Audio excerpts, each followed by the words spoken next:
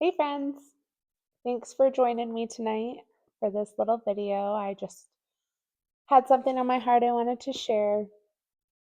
I was thinking a lot about God in the details of our lives and reflecting on the passage in Jeremiah 29:11 that says, "For I know the plans I have for you, declares the Lord."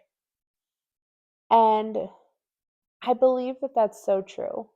The Lord has prepared us all for plans that He has for each of us specifically and individually. And I just wonder if you have ever thought about it so deeply that the Lord would order your steps for a specific purpose. And I just have an example of how He's ordered my steps for a specific purpose. I I remember back in middle school, I used to go to the library and I would rent these books by Luther and McDaniel. I actually pulled one off of my bookshelf just to show you.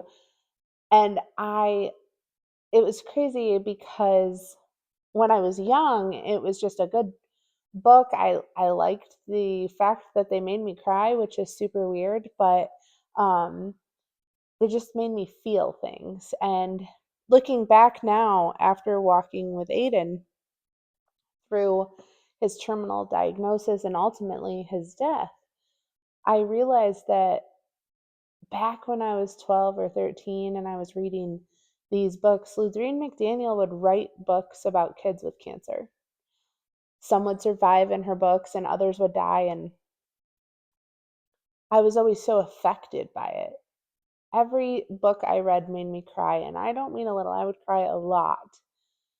And I just wonder, I know that that's a way that God was preparing me for what I was going to have to go through. He knew, and He knew how tender-hearted I was as a young girl and even now. Um, but He cared enough about me to prepare me. That's the good God that I serve, a God that prepares us when He asks us to do hard things. And oftentimes we have to walk a hard road.